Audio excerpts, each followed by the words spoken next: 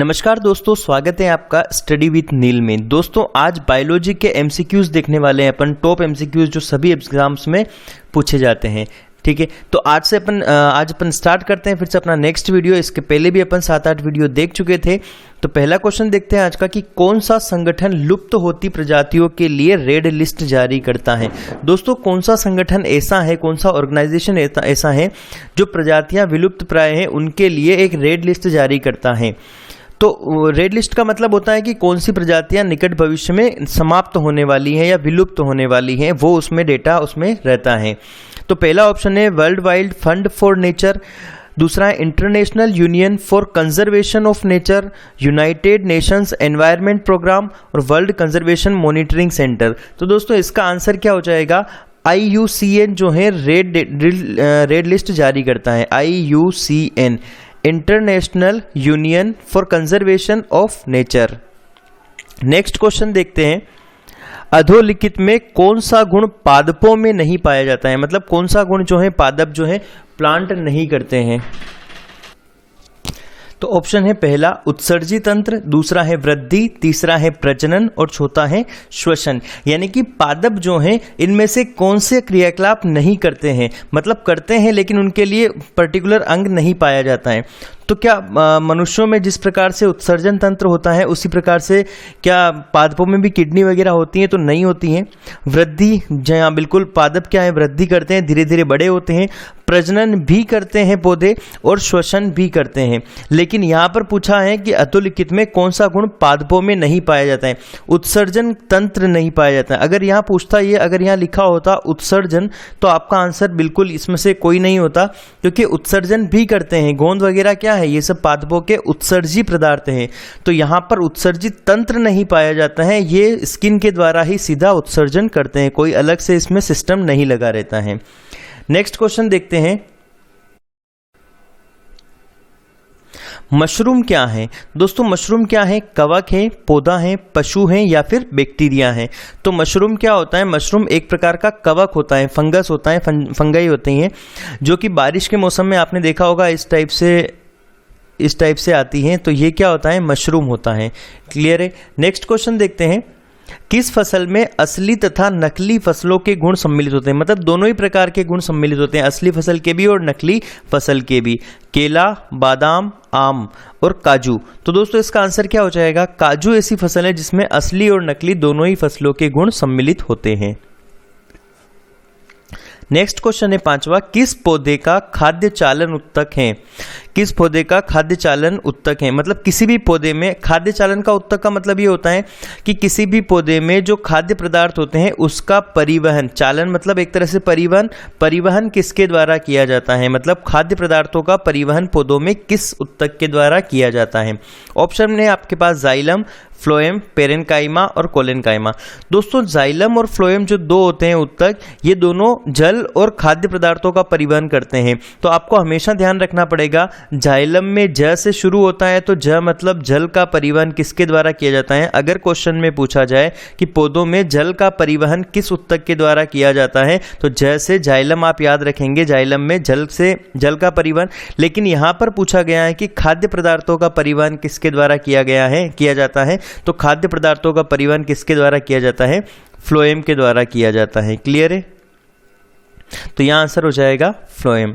Next question देखते हैं, मरुस्थलीय पौधों में जड़ें लंबी होती हैं क्योंकि जो मरुस्थलीय पौधे हैं जहाँ पानी की कमी पाई जाती है, ऐसे इलाकों में उन पौधों की जो जड़ें होती हैं वो जड़ें क्या होती हैं? लंबी होती हैं। लंबी होने का कारण क्या है आपको बताना है। ऑप्शन है भूमि का उच्च तापमान जड़ों को लंबा होने हेतु प्रोत्साहित करता है, जड़ें पानी की तलाश में लंबी होती हैं, भूमि में पानी नहीं होता है अतः यह सख्त होकर जड़ों पर दबाव डालती हैं जिससे वह लंबी हो जाती हैं, जड़ें सूर्य की गर्मी की विपरीत दिशा में बढ़ती हैं। तो आपको यहाँ पर्टिकुलर मरुस्थलीय जो पौधे होते हैं उनके बारे में पूछा गया है कि उनकी जड़ें लंबी क्यों होती हैं। तो ये जो भूमि का उच्च तापमान, इससे कोई संबंध नहीं है।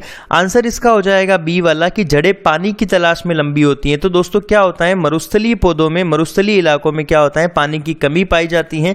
तो ये जड़ें जो होती है मरुस्थलीय पौधों की, ये अपने आप को एडप्ट कर लेती हैं पानी के लिए और ये पानी के लिए नीचे गहराई में जमीन में जाती रहती हैं। तो इसीलिए इसका आंसर क्या हो जाएगा, जड़ें पानी की तलाश में लंबी होती हैं। नेक्स्ट क्वेश्चन है, निम्न अधोभूमि उत्पादित सब्जियों में से कौन सी एक रूपांतरित जड़ है? दोस्तों आलू तो रूपांतरित तना है, आपको पूछा गया है कि रूपांतरित जड़ कौन सी है, तो ऑप्शन है आलू, शकरकंद, बंडा और जिमीकंद। तो दोस्तों यहाँ पर जो जड़ के बारे में अगर आपको ध्यान रखना है तो क्या आएगा, शकरकंद जो है एक रूपांतरित जड़ है। क्लियर है? नेक्स्ट क्वेश्चन देखते हैं, हॉर्नवर्ट किसे कहते हैं? दोस्तों हॉर्नवर्ट क्या होता है, एक तरह से पादप होता है, लेकिन किस फैमिली में, किस में आएगा ये? रिक्सिया में, मार्केंशिया में, मॉस में या एंथियोसिरोज में? तो यहाँ पर एंथियोसिरोज में क्या आएगा, हॉर्नवर्ट आएगा। नेक्स्ट क्वेश्चन है, जीवाणु का अध्ययन किस संघ में करते हैं? मिक्सोमाइकोफाइटा, जीवाणु मतलब आपको यहाँ पे इंग्लिश में याद रखोगे बैक्टीरिया, मिक्सोमाइकोफाइटा, यूग्लिनोफाइटा, शाइजोमाइकोफाइटा और फियोफाइटा। तो यहां पर क्या हो जाएगा, जीवाणुओं का अध्ययन अपन शाइजोमाइकोफाइटा में करते हैं। नेक्स्ट क्वेश्चन है, टेरिडोफाइट्स को क्या कहते हैं? टेरिडोफाइट्स दोस्तों ब्रायोफाइट्स, टेरिडोफाइट्स, एंजियोस्पर्म, जिम्नोस्पर्म ये सब आते हैं, इनके पादपों के प्रकार होते हैं। तो टेरिडोफाइट्स को क्या कहते हैं?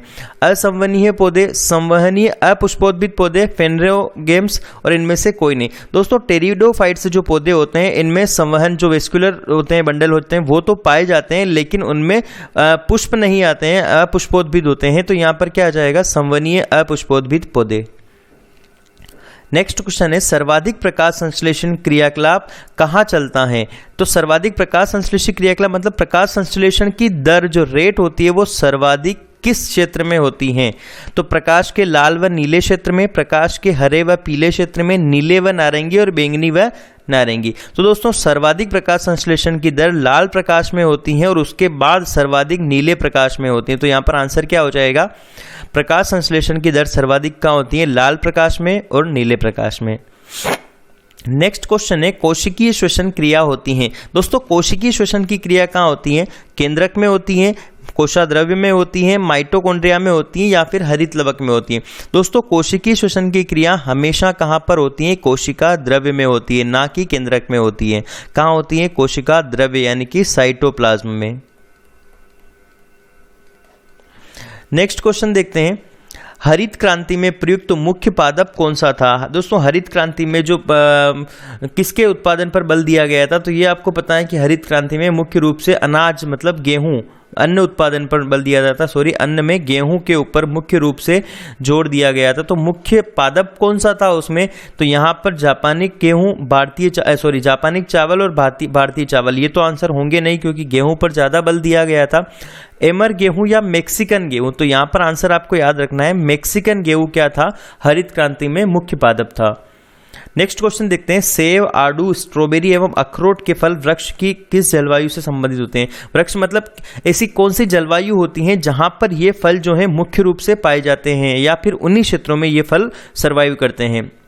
तो वृक्ष जो है सर्वाइव करते हैं। तो ऑप्शन है आपके पास उष्ण कटिबंध यानी कि गर्मी वालों में, उपोष्ण कटिबंध, शीतोष्ण कटिबंध और उपरोक्त सभी।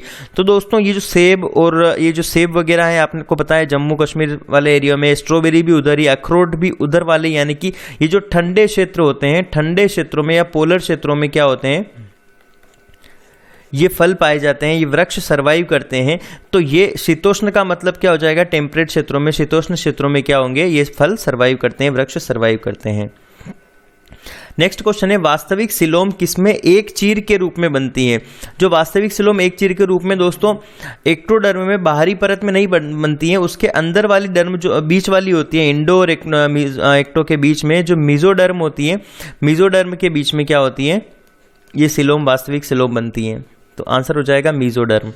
जल सतह पर निश्चल उतराने वाले जंतु क्या कहलाते हैं? दोस्तों ये अगर मान लो पानी भरा हुआ है और ये उसकी सरफेस है ऊपर की, तो ऐसे जो जंतु, ऐसे जो जीव होते हैं वो इसके ऊपर, पानी के ऊपर सीधा आराम से बैठ सकते हैं, पानी के ऊपर सीधा आराम से बैठ सकते हैं। ऐसे जंतुओं को क्या कहते हैं? नेक्टोनिक नहीं कहते हैं, नेरिटिक नहीं कहते हैं, पेलिजिक भी नहीं कहते हैं, प्लेक्टोनिक।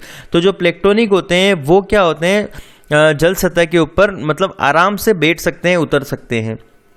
नेक्स्ट क्वेश्चन है, चमगादड़ अंधेरे में उड़ सकते हैं क्योंकि इनमें, दोस्तों चमगादड़ के पास आंखें नहीं होती हैं फिर भी ये अंधेरे में उड़ सकते हैं। इसका कारण क्या है? क्या इनमें तीव्र दृष्टि होती है? तीव्र ग्राण क्षमता होती है, ग्राण क्षमता मतलब सूंघने की क्षमता होती है, उच्च आवृत्ति ध्वनि तरंगे उत्पन्न करने की क्षमता होती है, और अपने द्वारा उत्पन्न उच्च आवृत्ति ध्वनि की प्रतिध्वनि ग्रहण करने की क्षमता होती है। तो दोस्तों इसका आंसर ये पहला और दूसरा तो बिल्कुल नहीं होगा, क्योंकि इसमें दृष्टि और सूंघने की क्षमता से कोई संबंधित नहीं है चमगादड़ में उड़ना। लेकिन यहाँ पर जो तीसरा ऑप्शन है यहाँ समझने वाला है कि उच्च आवृत्ति ध्वनि तरंगे उत्पन्न करने की क्षमता होती है। अगर दोस्तों ये पूछा जाता है कि चमगादड़ का गुण है, तो ये गुण है चमगादड़ का कि वो अपने से उच्च आवृत्ति की ध्वनि तरंगे उत्पन्न कर सकता है। लेकिन यहाँ पर पूछा गया है कि अंधेरे में कैसे उड़ सकते हैं, तो उड़ने के लिए क्या होता है, जो वो उच्च ध्वनि तरंगे, उच्च आवृत्ति की जो ध्वनि तरंगे वो उत्पन्न करते हैं, वो किसी भी सतह से टकराकर, मान लो कोई भी ऑब्जेक्ट है तो टकराकर वापस उसके पास आ जाती है। इस वजह से वो उसको पता लग जाता है कि आगे कोई ऑब्जेक्ट है, तो इसीलिए ध्वनि तरंगे क्या है, वापस टकराकर आ गई हैं। तो ये जो टकराकर वापस प्रतिध्वनि जो आती है उसी के आधार पर ये उड़ते हैं। ठीक है, नेक्स्ट क्वेश्चन देखते हैं, निम्न में से कौन सा स्तनपायी है, यानी कि मेमल्स कौन सा है इनमें से, शार्क, स्क्विड, ऑक्टोपस और छछूंदर। तो दोस्तों स्तनपायी कौन सा है, जो छछूंदर जो है वो स्तनपायी हैं। सुसुप्तावस्था या सुप्तावस्था में मेंढक श्वसन करता है। दोस्तों सुसुप्तावस्था वह होती है जो जब एनर्जी बचाने के लिए ये क्या होते हैं, जमीन में धंस जाते हैं मेंढक, उस अवस्था को क्या कहते हैं, सुसुप्तावस्था कहते हैं। इस दौरान वो महीनों तक जमीन के अंदर रहते हैं। उन्हें जल और भोजन की कमी से बचने के लिए क्या करते हैं, ये जमीन के अंदर चले जाते हैं। वहाँ पर ये क्या करते हैं, सुसुप्तावस्था के दौरान इनका कंज्यूम भी बहुत कम मात्रा में करते हैं। तो इसके ऑप्शन है सुसुप्तावस्था में मेंढक श्वसन करता है। श्वसन किन अंगों से करता है, बाह्य जल क्लोमों से दोस्तों और दूसरा ऑप्शन है बाह्य जल क्लोमों एवं फेफड़ों से, तीसरा है फेफड़ों से, चौथा है नम त्वचा से। दोस्तों पिछले जो क्वेश्चंस थे बायोलॉजी के, उसमें अपन ने देखा था कि मेंढक के पास श्वसन के लिए क्या क्या होते हैं, क्लोम होते हैं, फेफड़े होते हैं, और त्वचा के द्वारा भी मेंढक श्वसन कर सकता है। मेंढक के लिए श्वसन के लिए तीनों अंग होते हैं। लेकिन यहाँ पर्टिकुलर पूछा गया है कि जब सुसुप्तावस्था या सुप्तावस्था होती है तब मेंढक श्वसन करता है। दोस्तों मेंढक जमीन के अंदर रहता है और ऑक्सीजन की कमी को पूरी करने के लिए और जो एनर्जी है वो उसको बचाने के लिए किसके द्वारा, जो नम त्वचा होती है मेंढक की, उसके द्वारा श्वसन करता है। क्लियर है। यहाँ पर नेक्स्ट क्वेश्चन देखते हैं और अंतिम क्वेश्चन आज का, रेशम का कीड़ा अपने जीवन चक्र में किस चरण में वाणिज्यिक तंतु पैदा करता है। जो रेशम कीट से जो रेशम निकलता है, वाणिज्यिक तंतु वही रेशम होता है, तो वो किस चरण में पूरा करता है, अंडा, डिंभक, कोशित या पूर्ण कीट। दोस्तों जब रेशम का कीट जो है वो पूर्ण कीट बन जाता है तब क्या होता है, वो वाणिज्यिक तंतु पैदा करता है। दोस्तों वीडियो अच्छा लगा हो तो चैनल को सब्सक्राइब करिए, हमारे वीडियो को लाइक करिए और ज़्यादा से ज़्यादा शेयर करिए। ये जो वीडियो है दोस्तों आपके एक दिवसीय जितनी भी प्रतियोगी परीक्षा हैं उनके लिए ये महत्वपूर्ण होंगे। नेक्स्ट वीडियो तक वेट करिए, तब तक के लिए बाय बाय, धन्यवाद।